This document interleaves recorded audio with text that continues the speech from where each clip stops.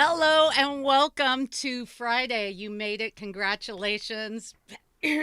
Self on the back. We did it, right? I don't know We about you, made but it. it has been a crazy week because just a week and a half ago, I was in Texas. I was in Narlands, Louisiana. I was a happy girl on vacation. Then I'm back and it's like work. Good thing I love you guys and I love doing this, right? Because it made it a lot easier. So we on this segment, we look back at some of the news that made news this week with the one and only Adam Ruggieri. Hey, buddy. Riccieri. Hey guys, happy Friday. Happy Friday. Happy You Friday know? indeed.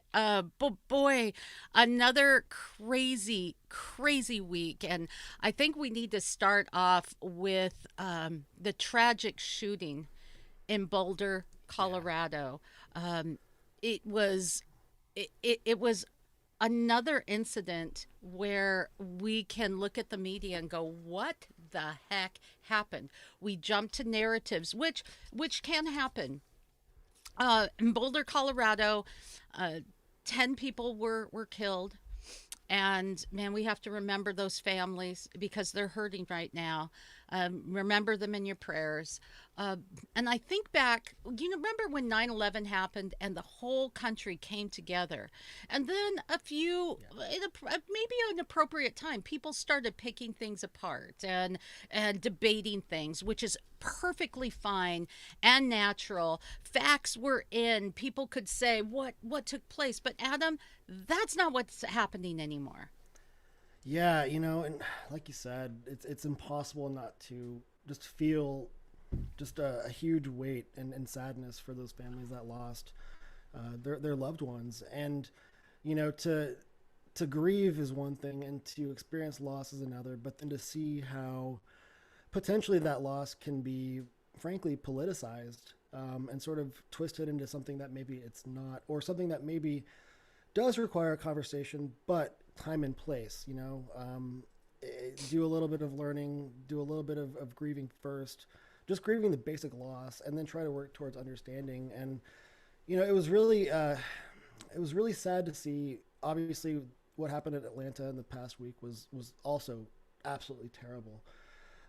But really, I was actually a little surprised to see a quick tweet, almost a knee jerk reaction from the niece of Kamala Harris. Her name is Mina, and Mina jumped really quickly and basically tweeted something that was basically kind of saying, you know, oh my goodness, white men are the biggest terrorist threat in our country.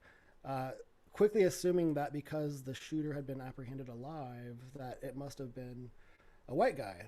And with that comes also that conversation of some of the concerns around hate crimes in general, which are legitimate, but then also discussions around maybe was this a white supremacist trying to go into this store and kill a bunch of people to make a statement.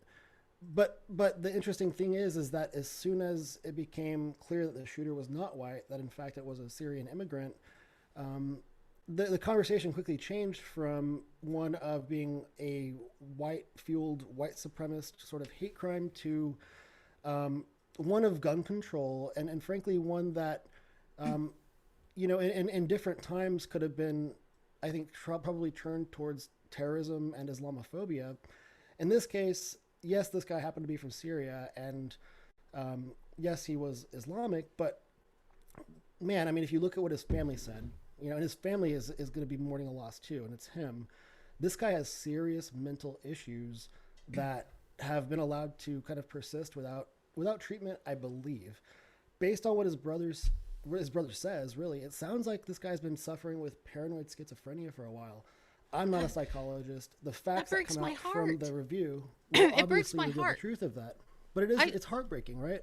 I It's live in totally Seattle heartbreaking. where mental illness is one of and some of that is mental illness because people have a mental illness. Some of that is brought on by drug addiction, which often comes from to normal people, even like you and I, who Right. have been prescribed something they get addicted to.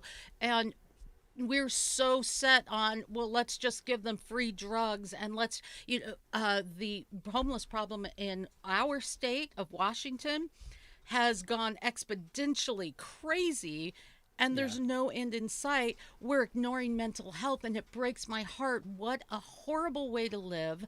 What a Right. stigma to have on you to live with for the rest of your life. And we'll talk about this a little bit later, Adam, but it reminds Yeah. me of the problem that we have at the border.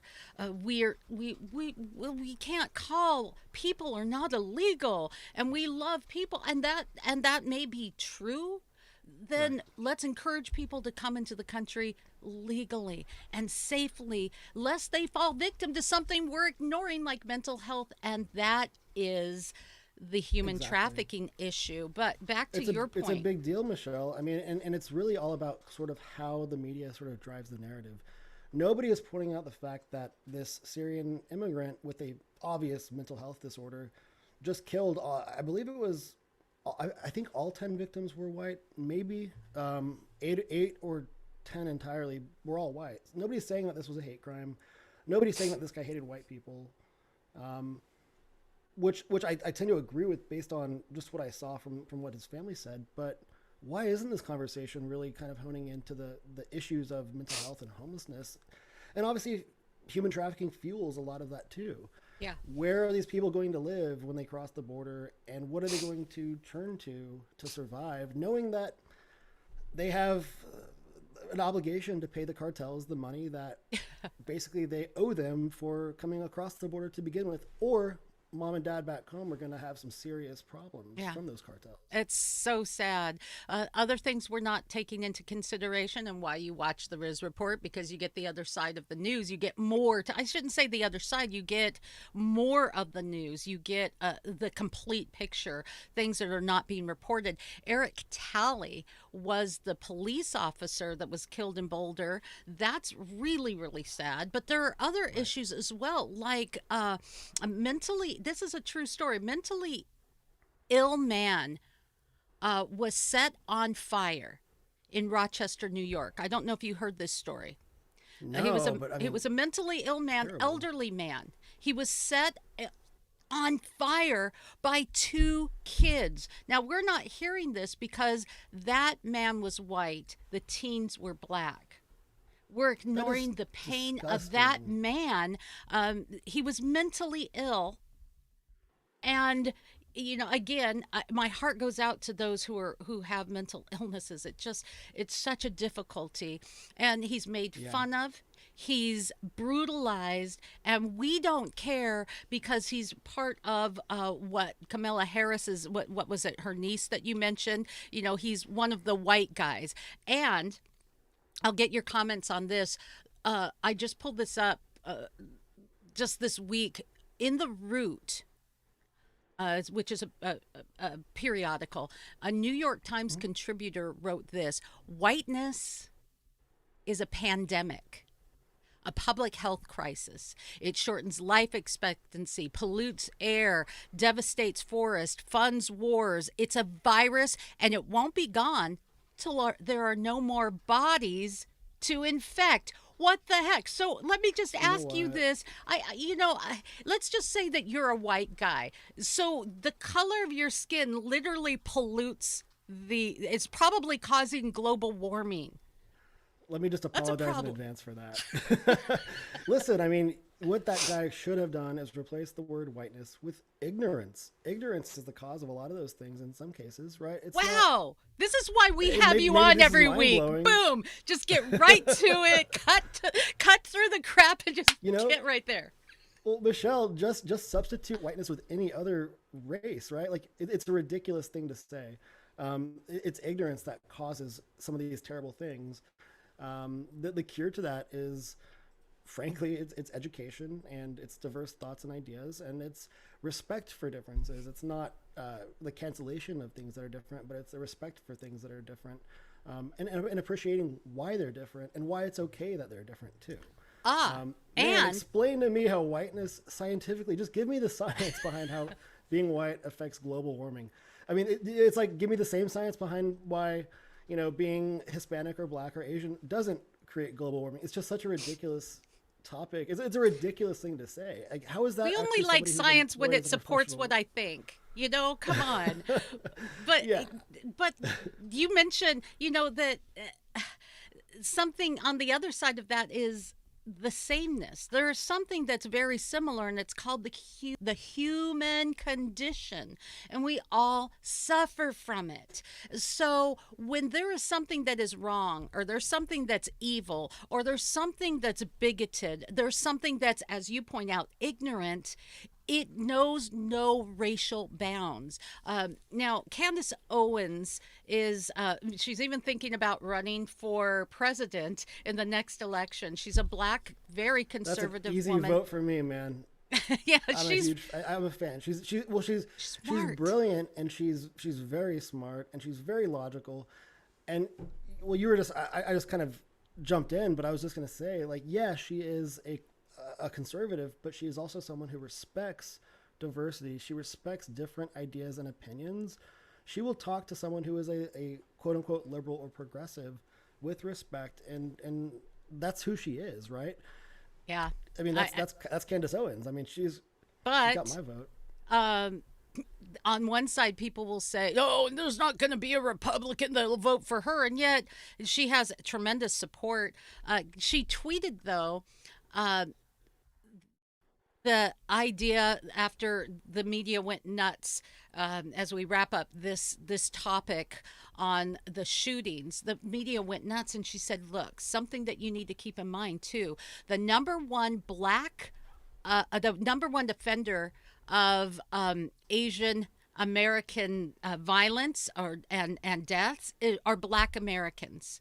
The number one offender of violence against Black Americans are Black Americans. We need to address that in those communities." All right.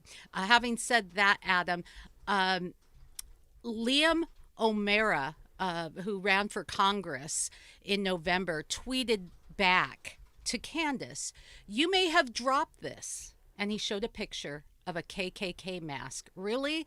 Candace Owens claims her grandfather, who's still alive today, was victim of KKK antics and violence. And so Right. now facts and statistics, Adam, are racist as well. Everything's racist. Maybe we need Sesame Street to teach us better. Yeah, I mean, how classless to do that, Just that is just such a dirty, ridiculous low blow to throw at anybody. And obviously, Candace Owens being so vocal, she is going to attract the army of trolls that exist online. Fortunately, she's she's pretty tough. She can handle it, right? She is not someone who is going to be silent when she sees an injustice, and that's why she on both sides has very strong support, but also has strong opposition because not everybody wants to see her carry the flag of truth to the top of the mountain. Candace Owens is also kind of in a battle, a legal battle actually, against big tech. She has been silenced by the quote unquote fact checkers that exist online. When things are censored, when you see conversations that are flagged on Twitter or Facebook, oftentimes those conversations are flagged with a reference to a source, being one of those fact checkers, a third party that kind of says what's true and what's not true. Candace Owens has been censored and silenced based on third party fact checkers that, in fact, are not really all that impartial. In fact, a lot of these third party fact checkers are funded by Google, by Facebook, and also by ByteDance, which is a business entity owned by the Chinese Communist Party. Very interesting stuff there. So it's interesting to realize that you have Candace Owens here, who is unapologetically, fearlessly trying to champion the truth with real data and just real primary information, but then she's being silenced and shut down by, in some cases, the establishment, but in other cases, just an army of trolls. My question is who's kind of in charge of this army of trolls that's trying to shut her down? Where is that really coming from? Yeah, where is that coming from? And why do we see it from people who are in leadership, where leadership is, by virtue of the definition, should be people who set an example, people that you look up to, people with the kind of character that stand up and say, yes, I think differently than you, but we're going to find commonality. I'm going to show you respect. And rather than attack you personally and try to bring you down and destroy you, I want to show respect and find answers. I'll use humor. I'll use grace. We just don't have that anymore.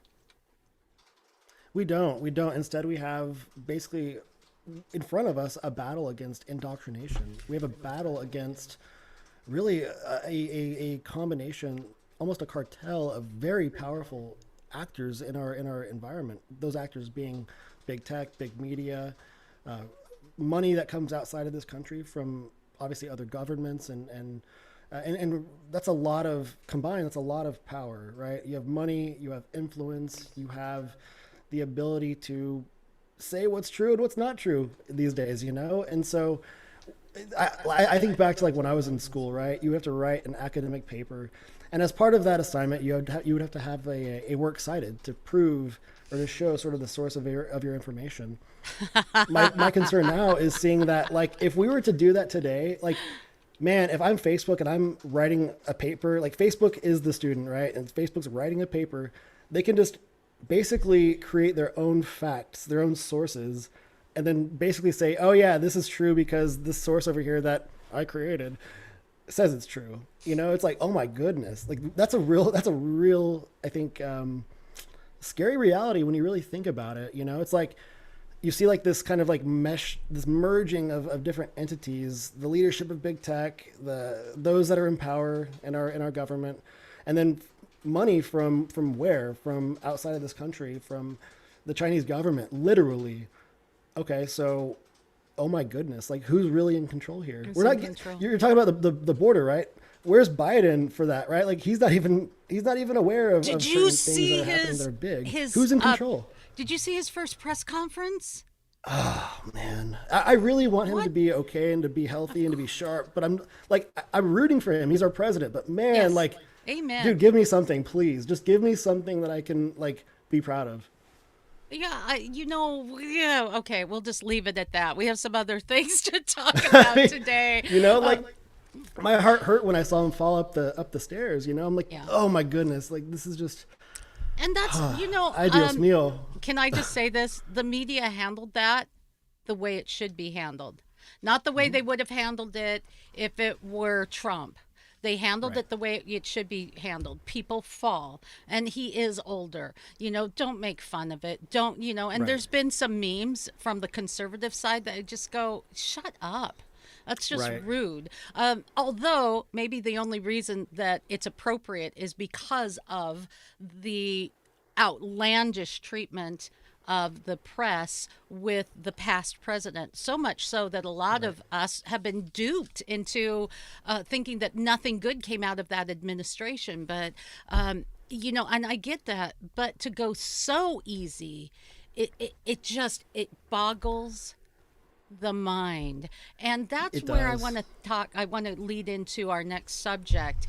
We touched a bit on race as we were talking about the shootings and how we jumped to race is being preached to us, it's being taught to our kids, and now Sesame Street literally has the ABCs of racial literacy. Yeah. What? You know, I'm trying to is figure that this one good? out. You know, because there's this some like That's I it mean could be I, good, I right? want I want to show that we don't care, but the funniest thing is when you're a kid, you don't realize that somebody is different. You'll recognize Right. that the smells of their house from the food that they eat may be different. But gosh, that transcends a color. My Right. family cooked Southern soul food. My other friends were more apt to pop something in the microwave. Everybody has a different microculture. But what do you think Right. of this Sesame Street thing?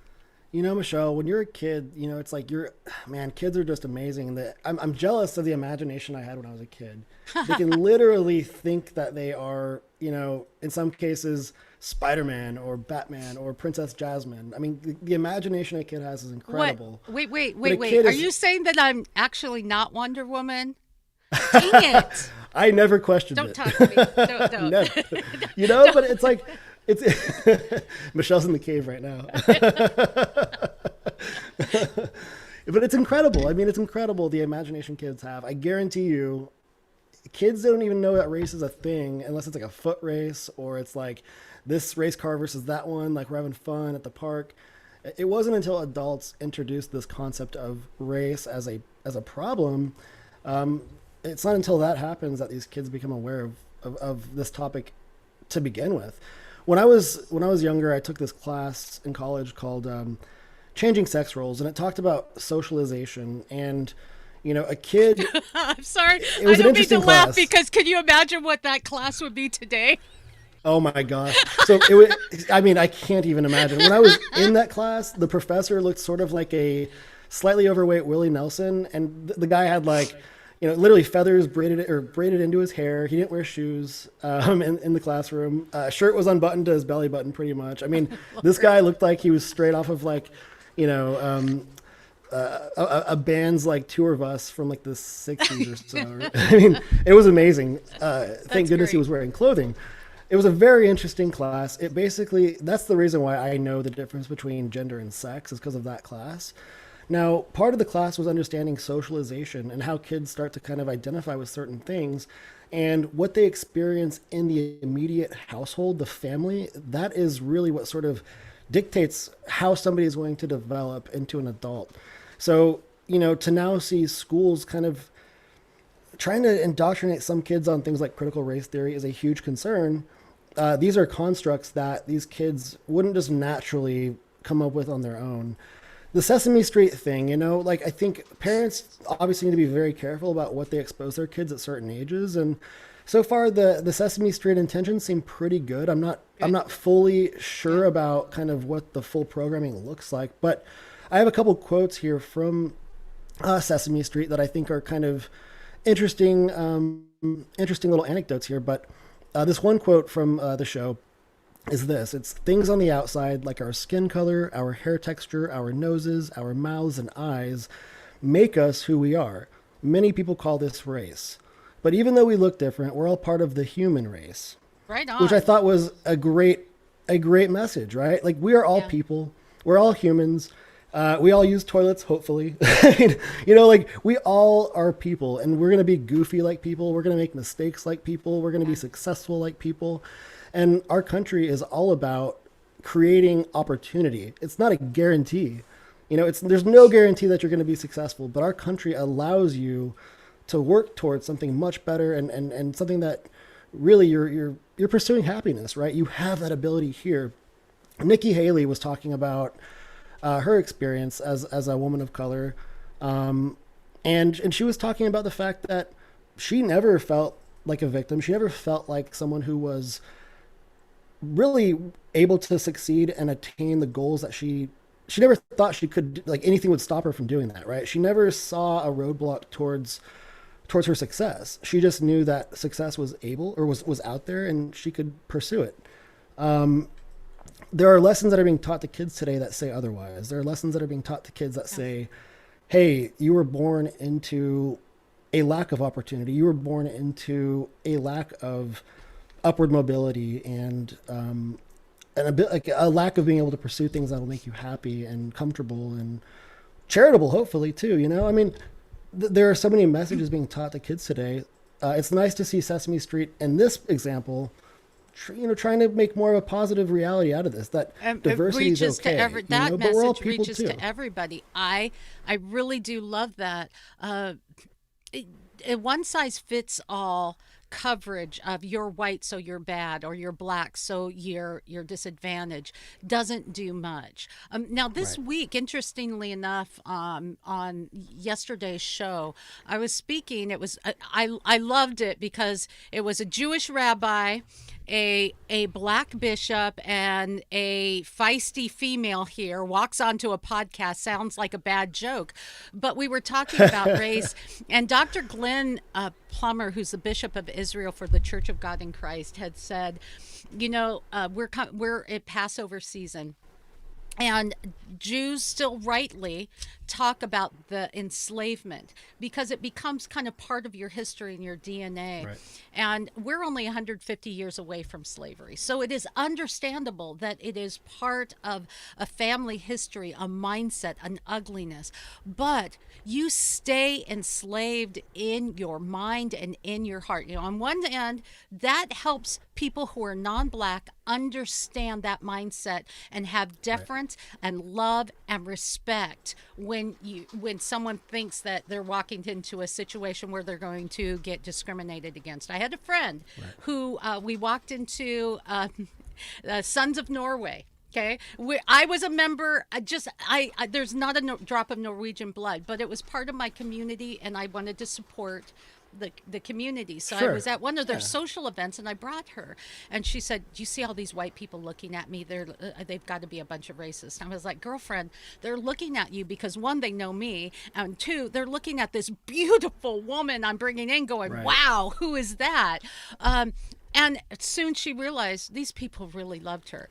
It's okay that you come with that mindset.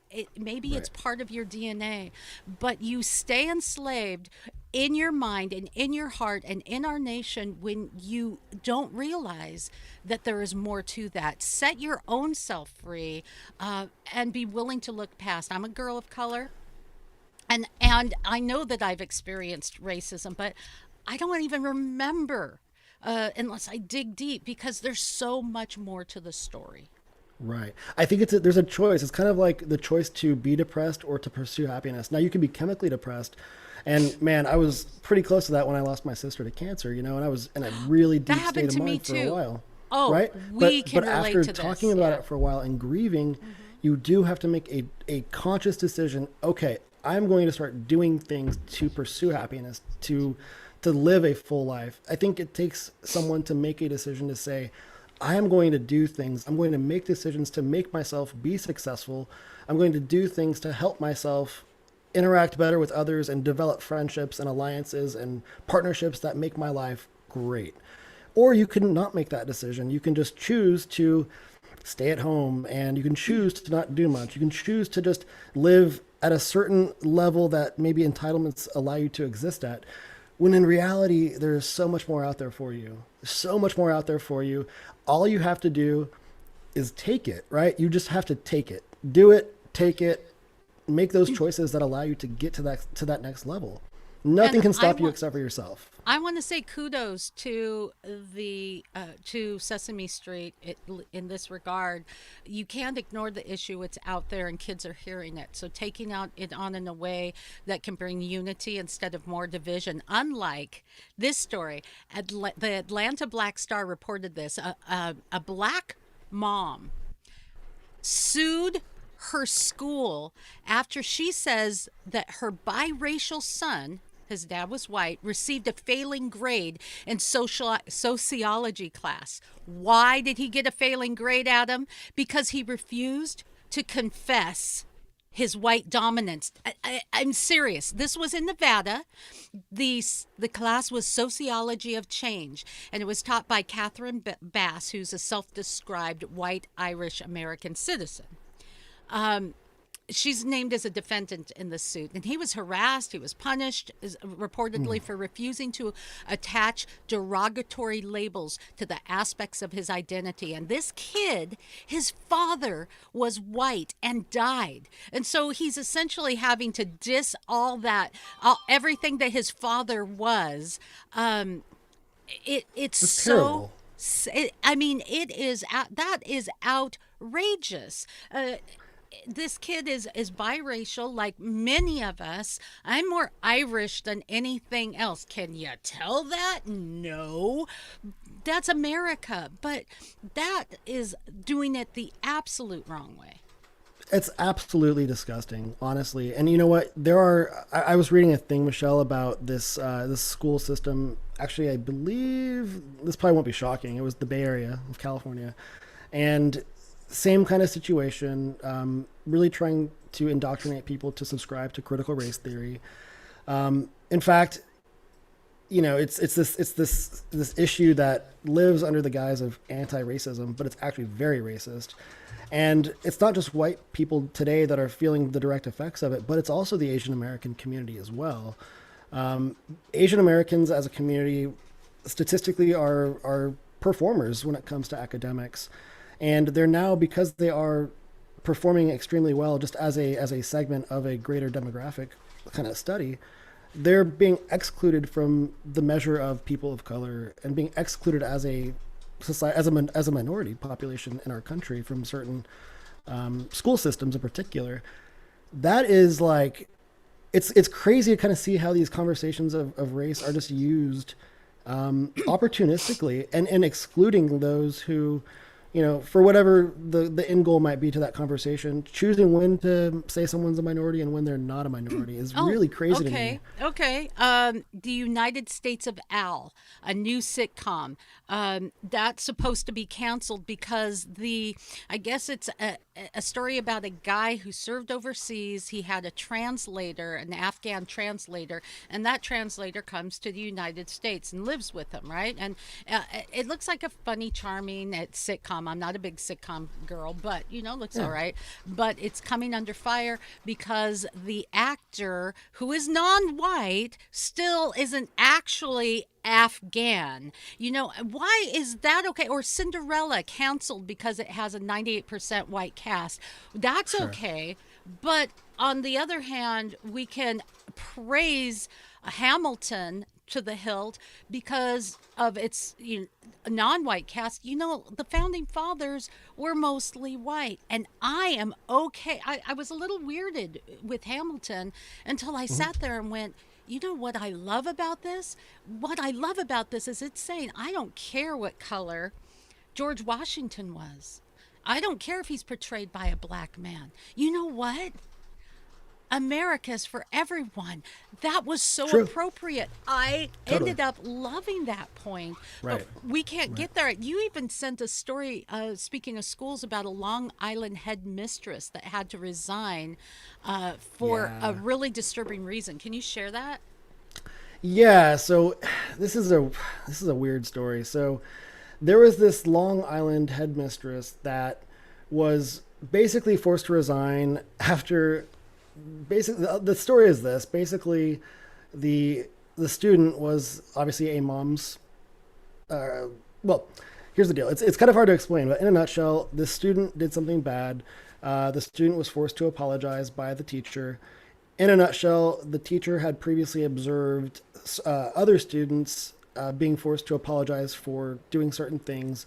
Students that were specifically apologizing in a way that was custom uh, to Nigeria as a company, as a country, as a culture. When you mess up, you kneel and apologize. And so this teacher made obviously a wrong generalization with a different student who was a black kid, and ultimately was trying to force this kid to kneel while making an apology, thinking that it was the cultural custom um, uh, in this situation. The reason why the teacher did that is because one of the other parents, one of the Nigerian parents, basically showed this teacher sort of how to apologize. And so this teacher made a wrong assumption, I guess, about another kid in the class. Hey, why not have Um, everybody in the whole class, no matter what, say, this is the custom of some of our students, and it's humility and it's beauty. And when we give an right, apology, we need to give an apology with repentance. There's right. my Sunday school word for the day. And Very humility. nice. And so getting on your knees and saying, I humbly ask your forgiveness. Will you forgive me? Teach these kids how to apologize. Right. Every single kid, every single color, right? I mean, I but think the British apologize by writing letters. It's like, I know it's different for various cultures, right? but that's Some people great. just Then apologize teach it in profusely and try to fix it. every culture. Teach it in every culture. And you know what? Here's the opportunity for you, mom, to look at the whole story and to show Right. deference, to show love. You're not going to change. If you think it's a racist narrative, you're not going to win it over with hate. Go back to the words of Martin Luther King. You don't shut out hate with hate, darkness Boom. with light. You need love. And Absolutely. And you need I teachable moments, right? teachable You need moments. teachable moments to do that. And we need to get back to Adam's word for the day, which is ignorance. We have a lot of self self induced ignorance. Right. This kind of thing where I don't want to hear anything else. And you know where it's really affecting us with the COVID issue. Oh my gosh, so much. Okay, so was it a couple weeks ago we were talking about really discrimination of those who are vaccinated and those who are not. We were talking about this theme of health passports, right? Being like your CDC, I've been vaccinated card, and here's the date, and I swear this is the date that I was vaccinated. This is real. I didn't make it up. Yada yada. Health passports are a real thing, and they're hitting us right now. If you are a student You and must you're have trying to your go to Rutgers papers. University, if you want to enroll in classes, you better show proof of vaccination. If you want to attend class in person in the fall, you must have been vaccinated. Michelle, I thought Rutgers was a public school, right?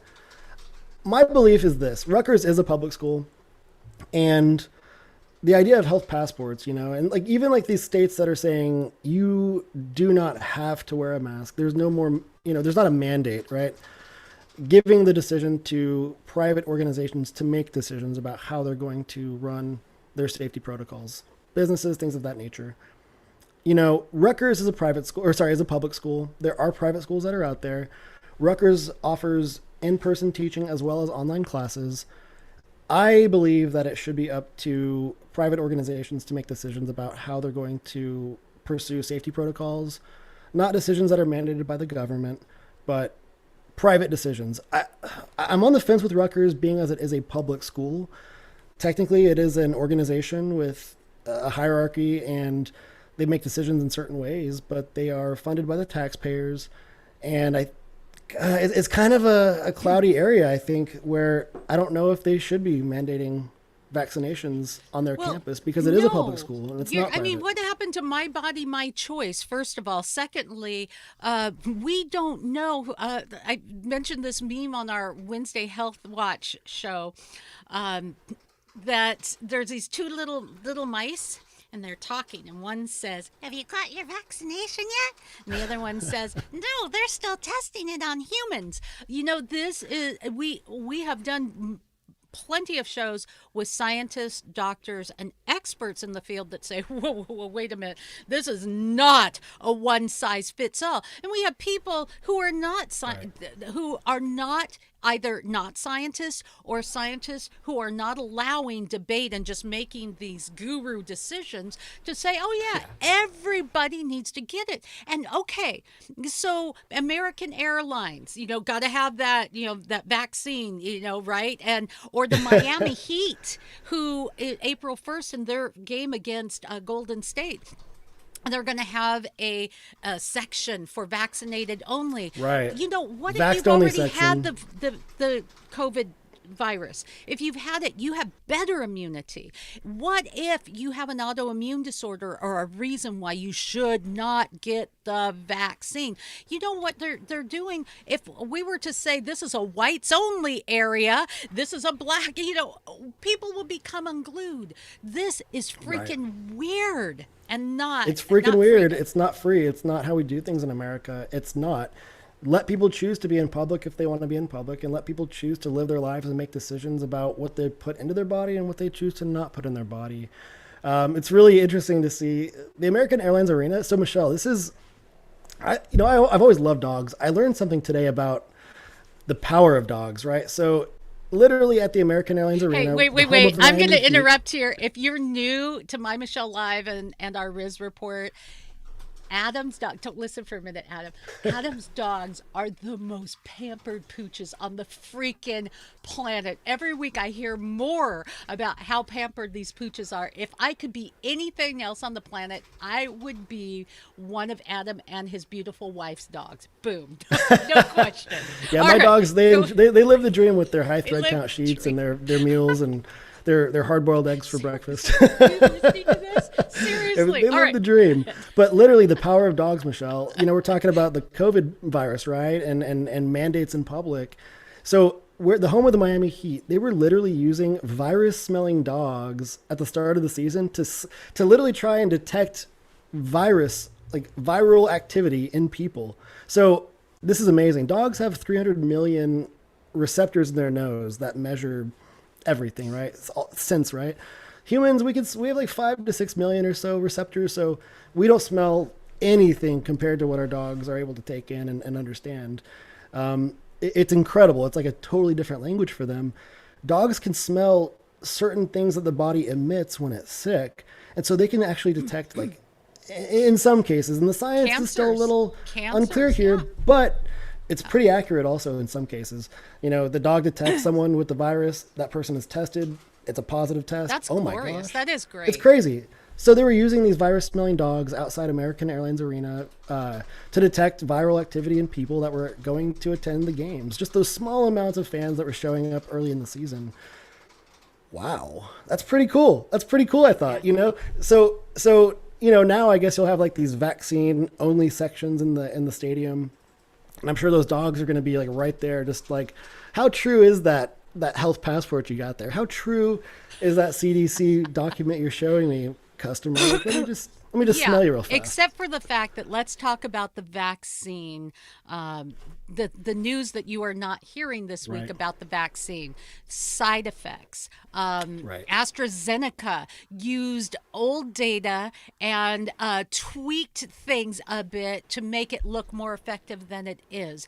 There's deaths that have resulted from people getting the vaccine, and there are people who have gotten just this week. 3 people were reported in Hawaii, and those are just the ones that are reported who have got all their vaccines and then still got seriously sick with COVID. So, we can't. I'm not saying don't get the vaccine. I'm saying it needs to be a personal choice. It may right. be a great option for people at high risk, but not a one size fits all. This is scary. And why aren't we hearing this? We're just saying, Right. "Hey, get your vaccine card, you can come to a game."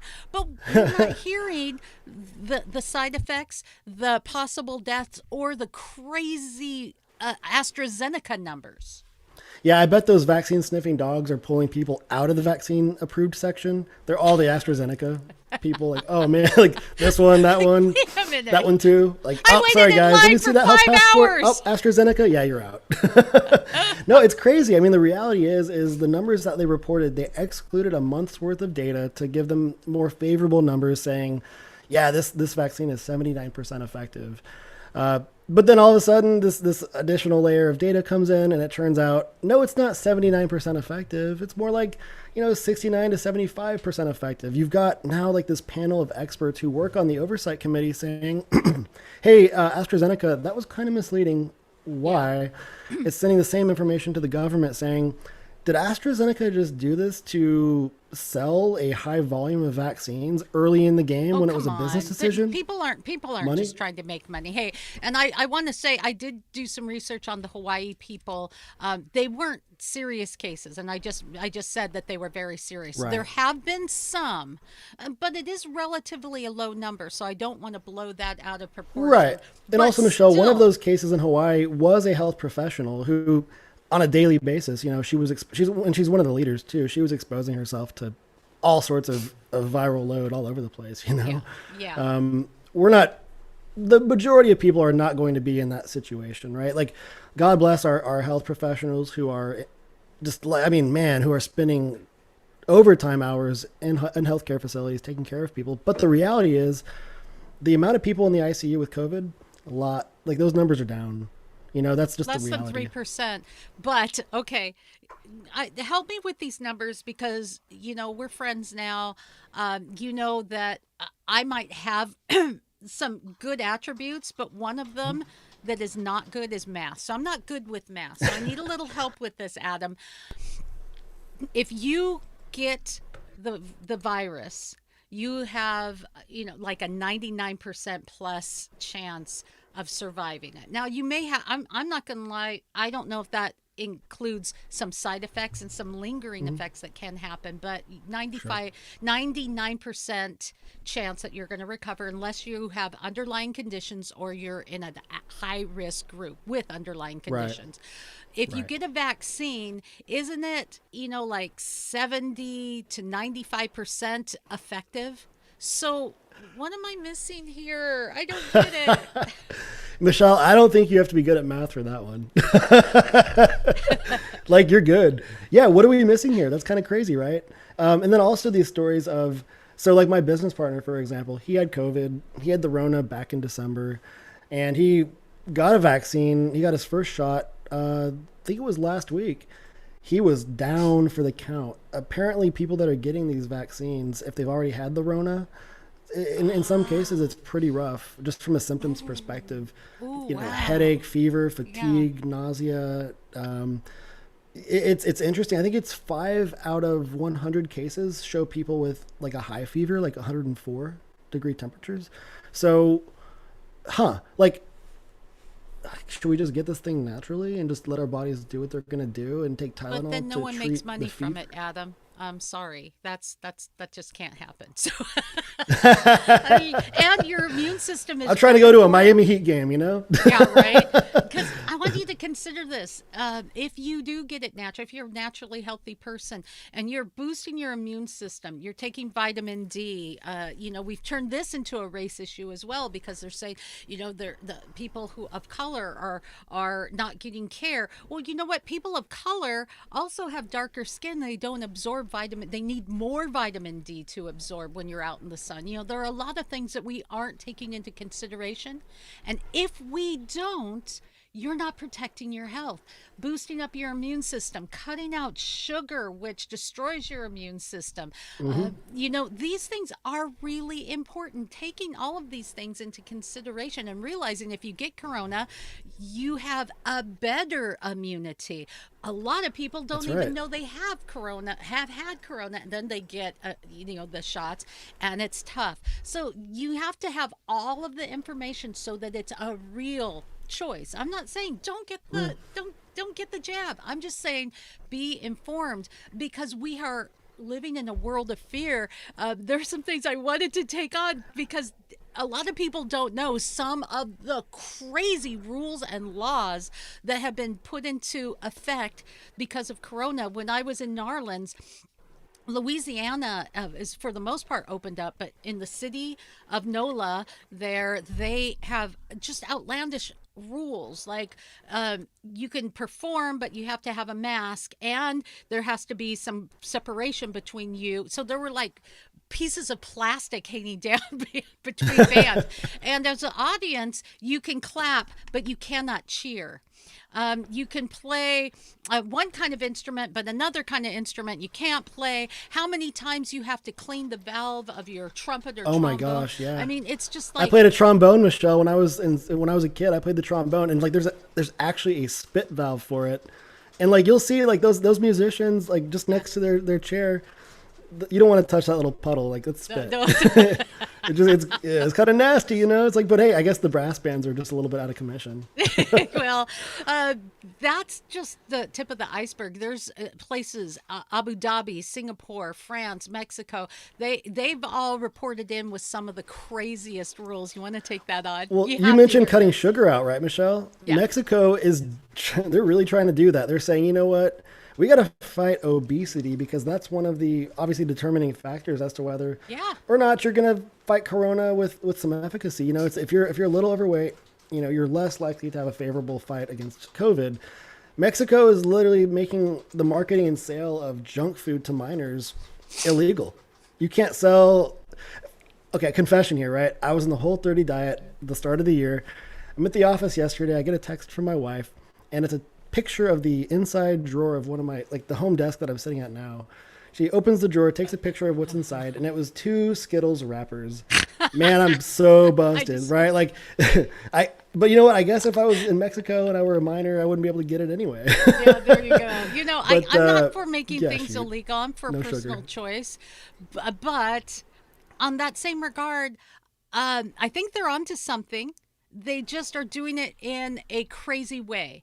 So, campaigning, we have everywhere we go, supermarkets, on television, radio, sporting events. You hear mask up, it saves life. Whether the data actually proves that out or not, why not go to something that really is proven? Sugar breaks your immune system. Cut down on sugar, protect Right. yourself from corona. No, we don't want to do that, but we can in Mexico go to the extreme and make it illegal. I don't want my kids eating. I'm the mom that doesn't allow junk food. But Yeah. I'm also for freedom of choice, because once in a while that treat is kind of a cool thing. And if you omit it altogether, kids are going to go after it when they can. Right. You want The an best treat. example? You want an example? Oh yeah. Okay, true story. My parents were left wing radical extremists, right? And I didn't get to have tuna fish, Nestle Crunch bars, or grapes until almost adulthood, because we were boycotting all of these things. But I'm going to tell you what.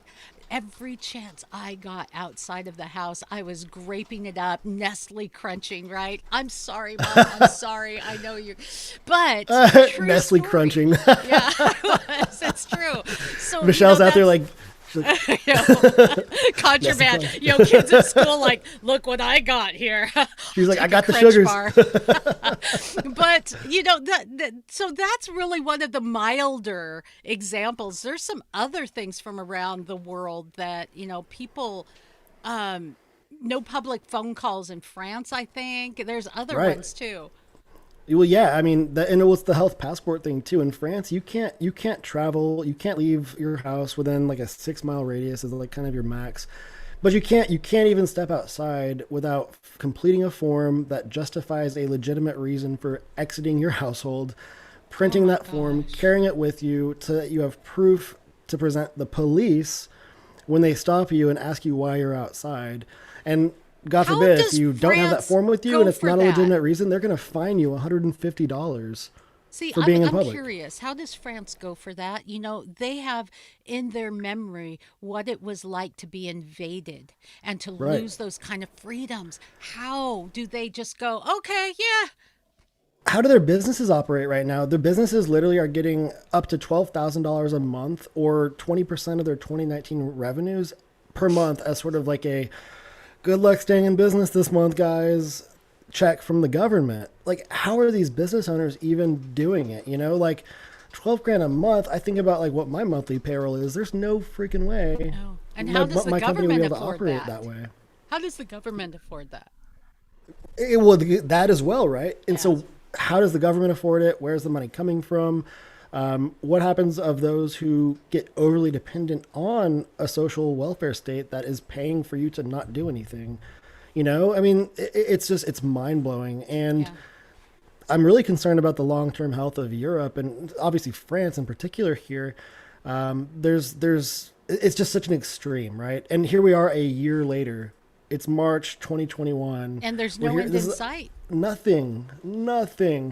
No talking in public, no movement, health passports, Oh, or and like Abu Dhabi, Singapore, they have tracking devices. These things are the very kind of thing that you start to get mental because of the lack right. of freedom, and Well, that's there's why that so British guy many. in Singapore, Michelle, who left his hotel. He was in quarantine at the hotel. He left his hotel room 3 times. The government threw him in jail for 2 weeks and gave him like a $750 fine for breaking his quarantine. Like that's not normal, Because right? we Like, don't have real crime. Having solved all other crime in the world, now we can go after people leaving their hotel rooms. That is the opposite of freedom. And that was why, that lack of freedom is why an opportunity is why so many people were coming to America right. and really still are. Let's switch gears to the border crisis. Number Yep. one, where's the president and the administration? Where are they? And why did we see such outrage? I mean, there's minute areas where you'll hear media outrage from people who Right. really do care, but for the most part, we're not hearing it. When Trump was president, oh, we heard it on a daily basis. And I'm fine with you being on top of things, but we were Right. likening locking up people to the Holocaust. We were going Right. ad Hitlerism on people. And now there's just not quite as much, and it's a very Yeah. different slant. Thank goodness for those independent journalists that are truly journalists. It's kind of crazy now that the journalists that are the ones pursuing the truth are kind of in some cases the rebels who are out there. It's like you have the mainstream media that does what they're told by their editorial staff. They Yeah. kind of like they pursue the party line, and they're the ones that are submitting these pre-approved questions to the president for that press conference. But then you have the rebel journalists, the real journalists who are actually the ones that are capturing That's primary right. data. There were journalists that were basically jumping in an aircraft to fly over these facilities on the border to capture the truth of these facilities, these immigrant facilities. And it took a video being leaked by the whistleblower group Project Veritas to show us what was actually going on inside these facilities along the border. There has been a total denial of access to the media to cover what's happening. No photographs, no videos, limited access to the actual people who are crossing the border. Very, very limited information about the COVID infection rates and how many people are Oh sleeping on the gosh. floor. How many of those people are under the age of 12, and how many of those are unaccompanied minors. The information that we're getting is so incomplete, and it's the absence of transparency that I think is really concerning. The information that we saw come out from Project Veritas showed people. I mean, Michelle, like if I had worse vision, it looked like people were wrapped up in like those foil plastic blankets that are given, like if you are Yeah. trying to Emergency avoid getting shock blankets. after a collision Yeah. or after Yeah. being wet, and people are laying on the floor in those side by side like sardines, literally on the floor, and like these rooms, like just it looked like it was like 20 by 20 rooms, and people just filed in there. It's crazy, I think, what's happening, and it's even crazier that we're being denied access to see what's going on because it is a crisis, right? It's last week it was six times what Obama's measure of a crisis border situation was. Six times that last week. It's gonna get worse exponentially as this continues. Yeah, with again no end in sight. It's heartbreaking. Um, there are things like we had talked about with ignoring the race issue. Talking about the race issue, ignoring the mental health issue in some of these shootings, Mm-hmm. going right to gun control and race. Which Right. hey, I'm fine debating those things, but why ignore to the exclusion of mental health issues? The Right. border, the same thing. Here we're dealing with drug cartels, which because of our policies we are funding them ad nauseum, and Right. that feeds into the drug issues in America, which feeds into the mental health issues, which feeds into the homeless issues, the Yep. human trafficking, which is at an epic level. These children and young children, women who will never again see the light of day. Children don't live usually past their teens because they are so used up by not by day after day, man after man after man after man. They can make money off of being a coyote and make money off of these people once. They can Yeah. make money every single day for the rest of these short babies' lives by selling them into sex slavery, and we don't know and we don't care because they're undocumented. And on top of it, we have a crisis in Cuba. There's 100,000 Cubans in limbo Right. right now because in their country, you may not know this, there was some kind of mysterious disease. The American consulate had to decrease the amount of people who are there. But there are a lot of folks who want to connect with their families. There's a lot of children who don't have their parents, and vice versa, who are trying to come into the country legally. But we're so Right. busy with all this other stuff, they don't matter. Oh my gosh, it's crazy when you think about, okay, well, do I try to get in this country legally, put myself on this maybe 4 year or more waiting list? Like this issue with the immigration applications coming from Cuba, over 78,000 family-based claims are pending right now. You've got 100,000 Cubans that are literally in limbo right now. This backlog is nuts. So, do I go the legal route, the right way to do things, the way, most of us that are here today kind of did this, or do I chance it? Do I pay a coyote? Now the average is $3,500 per person. Do I obligate my future earnings to this coyote and potentially endanger my family back home, and then try to get caught, knowing that I'll probably get released if I wear a Biden shirt?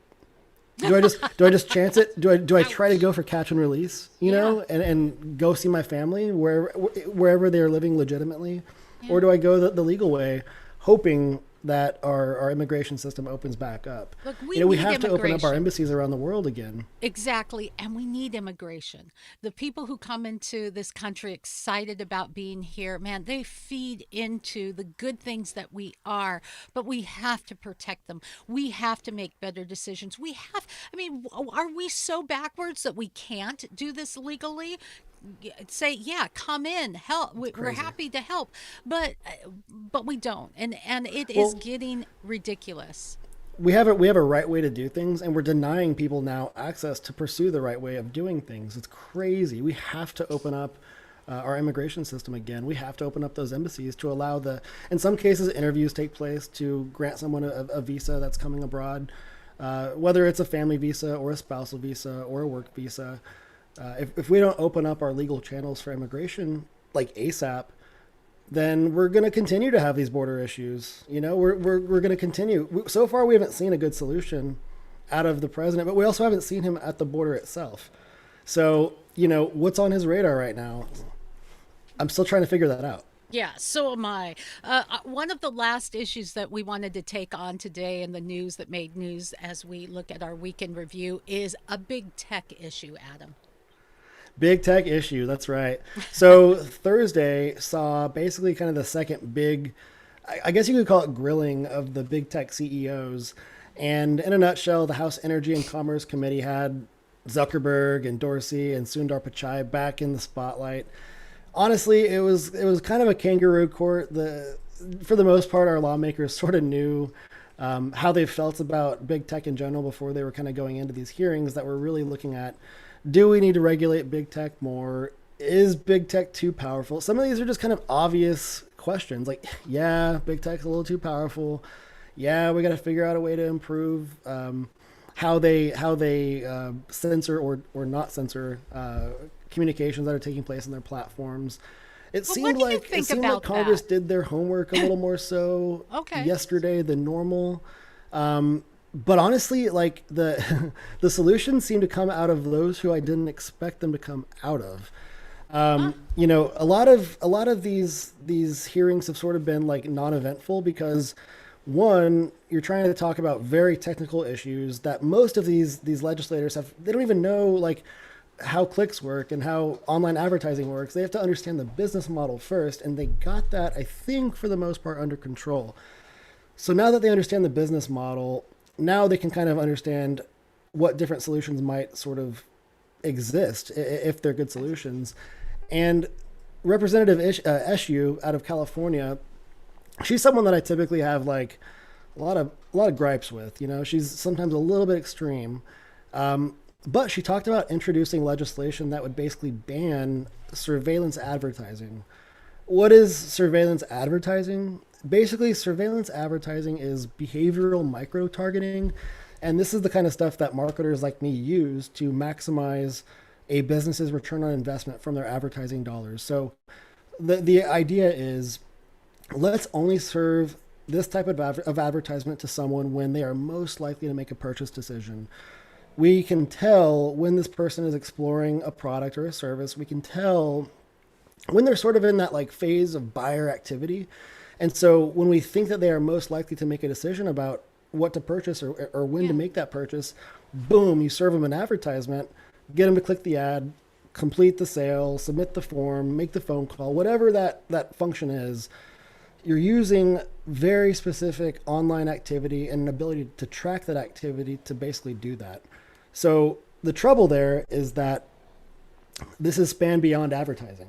This is also spanned to the way content is served to users, the way the big tech Okay. platforms continue to engage their audience, the way they keep us on their social networks for hours upon hours upon hours by serving us specific types of content that give us these little dopamine hits that compel us to stay active on social media. So, on one hand, behavioral targeting, this surveillance advertising creates a higher, more custom experience to advertising. But on the other hand, it allows publishers to control you because they know what's going to compel you to make certain decisions. So So, what's wrong with? I'm going to ask you a series of questions to get your thoughts. One, yeah, what's wrong with giving that back to me, making it my choice? I can cut that out. So I could say I don't want to be brainwashed and manipulated, or oh, yes, such a click good yes. question. Such a good question. What's wrong with that, right? So, Apple is actually trying to basically force a positive consent for that type of targeting from mobile apps, right? So Apple is trying to now require that platforms like Facebook that they get your sign off, they get your pre-approval to track you that way. You know, that I think that's a great solution. The problem with that is coming. It's not really our problem, but it's big tech's problem. If people have to knowledge, like be aware of the fact that they are granting this sort of power to the big tech companies, are they going to? Are they going to actually click that little slider that says like yes, I consent, or are they going to keep it So, and you know unchecked what? and say Some nope, I might. don't? It's much like Texas. You say, okay, we're going to lift restrictions. You know what? There's still a lot of people wearing masks. You go out every day in Dallas and you see people wearing masks, social distancing, Right. sanitizing. You see that. You will Here's the see a bit of that. Here's an interesting connector here, Michelle. So, back when the Can Spam Act of, I think it might have been 2003, the Can Spam Act basically mandated all commercial email marketers, if you're going to start sending email marketing to a recipient, you have to get their expressed consent to send marketing communications to them. So it's kind of the same logic where if you are going to consent to certain types of marketing, that consent has to be explicit. You have to be able to track when that consent was granted. Yep. And the enforcer of that is the FTC. And also now, well, it's the FTC for the email marketing side of things. And, it works. The idea is to reduce spam and inboxes, to improve email marketing in general. Why can't that same measure, because I think your question is fantastic, why can't that same type of pre-approval also be a mandate for this type of advertising and targeting? But Freedom. also it also requires that there is an explicit consent that takes place. There's not an assumed consent that we're just by active or accessing the applications, it's assuming that we consent to it. Yeah. Most people are not even reading the terms and conditions. Like, Oh my when's the last gosh. time Who has our time? audience, right, listened to or read the terms and conditions before their software update on their phone? Dude, I have such a short attention span. I can't get through the first paragraph. Okay, confession there. For the most part, It's me too. I'm not going to read that. I got stuff to do. I have pugs that are hungry, man. you gotta spoil those dogs. It was not surprising that the debate went very partisan. Republicans were saying, "Hey, you're biased. You're cutting out this. One person can call names, but this person can't because they have a left-leaning point of view, and that is really painfully, ridiculously obvious." And Democrats are saying, "Hey, there's false news out there." And again, what's wrong with saying some people, flagging something? Some people consider this false news because Right. you are not the. There's nobody that I know that works for Facebook that is the arbiter of all truth. God has not Right. sent down, his representative there to say, this is truth, this is not truth. Oftentimes, some things can be a little bit of both. If you are looking at things and you can research it yourself, what happened to personal responsibility? Hello, Right. wealth of human knowledge right here. We can look things up. We carry it around in our pockets, right? right? It just doesn't make sense. I feel like we are at a place where we are so inept and ignorant that we need somebody else to make those decisions. We need to be indoctrinated. So I wanted to end our conversation today with something that you brought to me as we were getting things kind of set up today. Uh, and that is a brand Half new million woke COVID game. deaths, and we're still Listen. playing with Gravedigger. Oh, Nerf guns. Might as well be real guns. Canceled. Oh, look at this fun basketball hoop. A white kid dunking. Now we're just lying to people. Catan. Imperialism. Here's another fun one. Jumanji. Before you buy this, why don't you look up some old Kevin Hart tweets? Canceled. Guess who? Did your person look like a male but identify as a female? Oh, sorry. Well, unfortunately, if we discover anything you've done in your past, sorry is no longer enough. Canceled. Chinese checkers? No. Hey, you guys want to play a fun game about land ownership and discrimination? Good, because I'll get it for us. It's called Monopoly. Whoa! So we can fix that, right? That is so good. That is so good. Like, I love this we just guy. pulled out the I "You've been have to- canceled" card. It's a By Hez sorry Bro. about that. It's on TikTok, so TikTok isn't easy to just play something off of. But oh man, that guy is funny.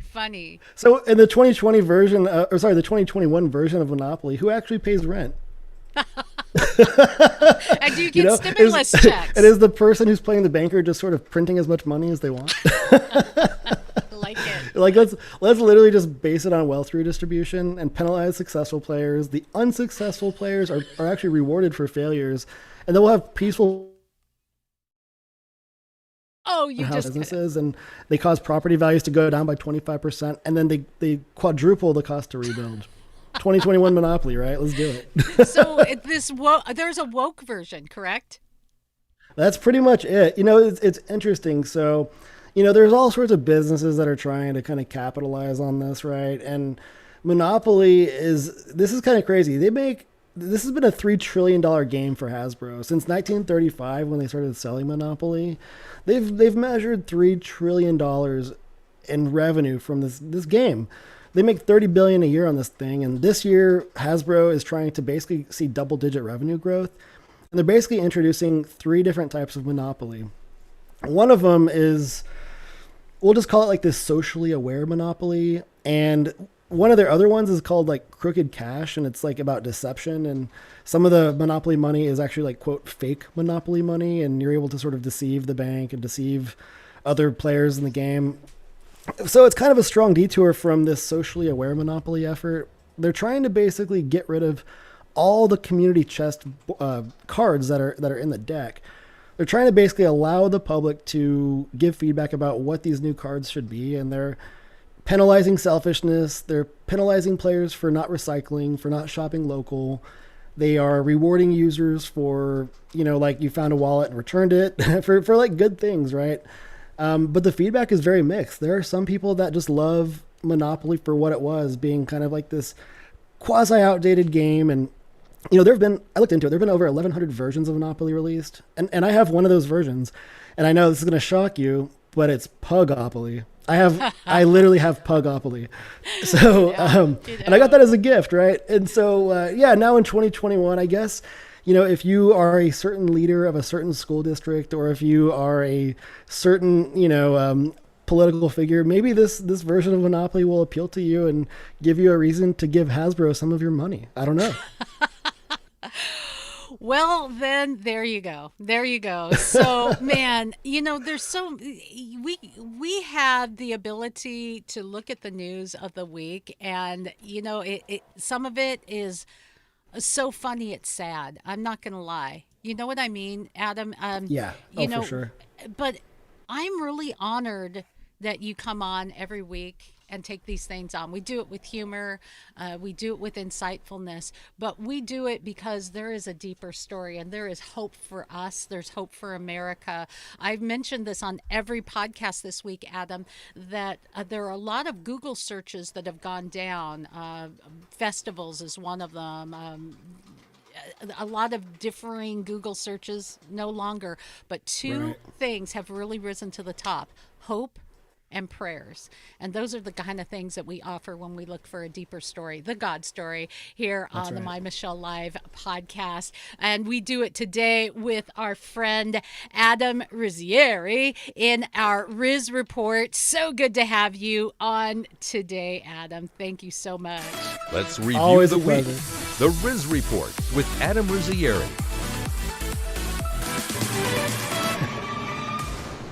Adam Rizzieri, he is the Chief Marketing Officer at Agency Partner Interactive and our friend here at My Michelle Live. Thanks, Adam.